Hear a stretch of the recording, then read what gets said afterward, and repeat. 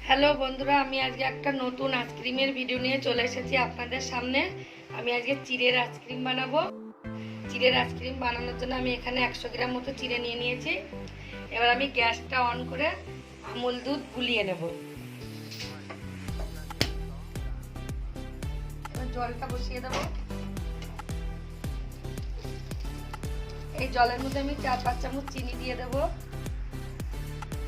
মিষ্টিটা নিজেদের পরিমাণ মতো দিতে হবে।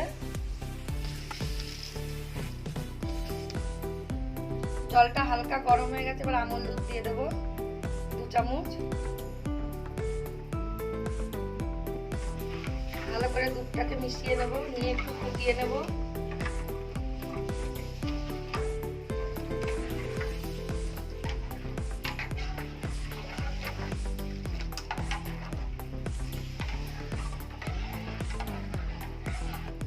এবার চিড়েটা আমি জল দিয়ে ভালো করে ধুয়ে নেব।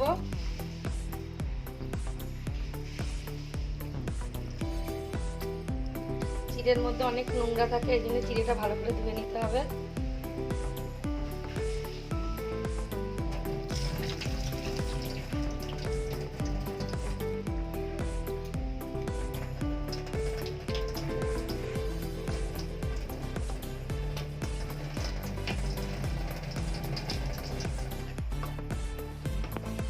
এবার গ্যাসটা নিভিয়ে দেব। এবার দুধের মধ্যে চিড়েগুলো দিয়ে দেবো ভিজানো, দিয়ে একটু ঠান্ডা করে নেব।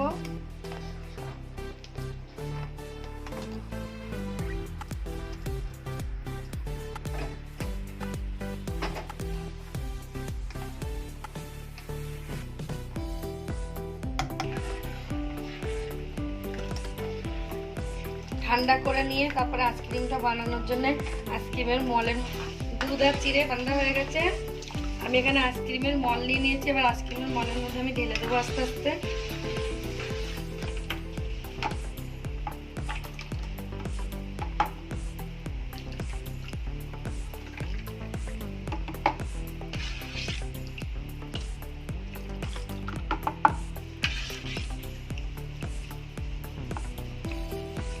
এইভাবে আইসক্রিম করে খেয়ে দেখবেন, চিড়ের আইসক্রিম।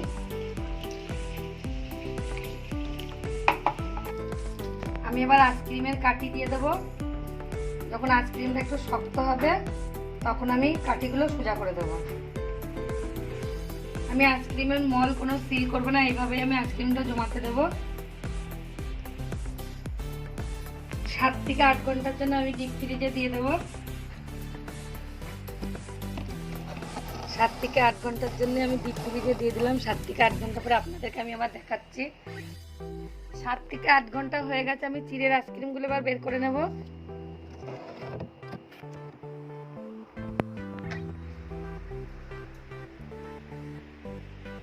আমি একটা পাত্রের মধ্যে জল নিয়ে আইসক্রিমের মলটা এর মধ্যে একটুখানি বসিয়ে দিয়েছি।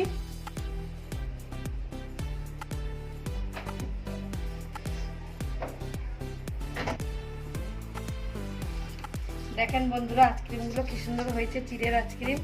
আমি সব আইসক্রিমগুলো বের করে নিয়েছি।